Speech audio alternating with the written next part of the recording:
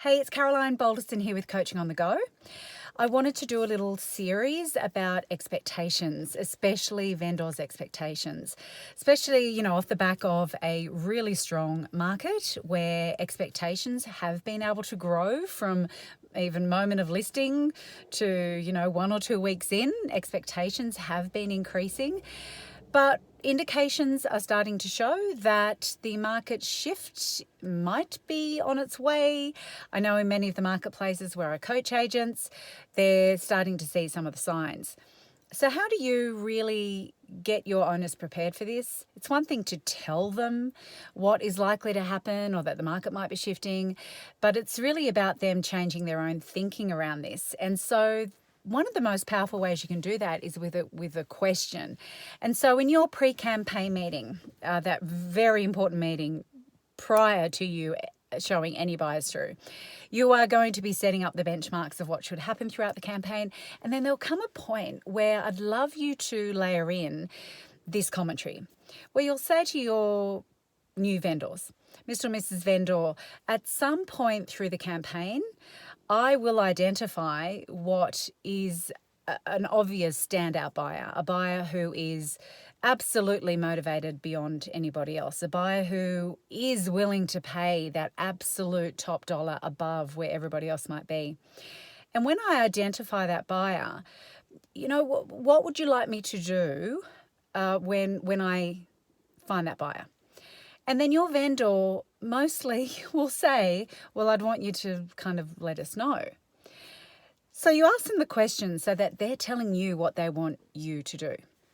And then layer in another question from that. And so, okay, great. And I will, because that is my job, to translate what's going on and to identify the best buyers for you.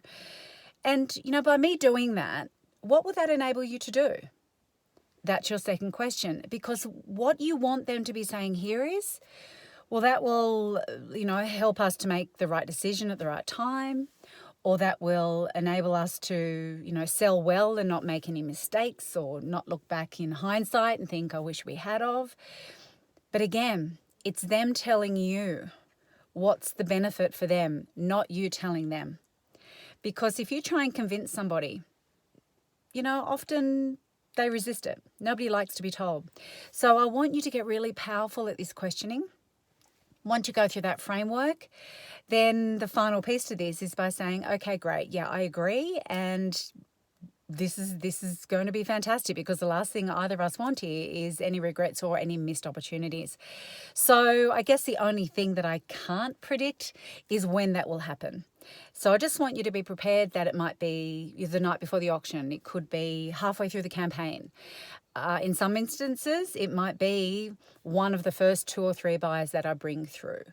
So now that we know how important it is to recognize that best buyer the minute I identify them, then I know that we are going to have the right outcome for you. And that's the framework that I thought I'd share about expectations to enable you to shift your clients' thinking so that you're not trying to beat them up with what's happening in the market and get them to adjust their expectations.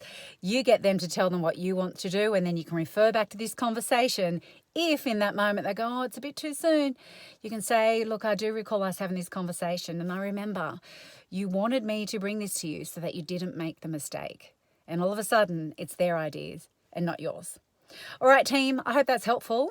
I might bring you another 1 or 2 on expectations as this market is shifting. So I'll see you soon. Bye for now.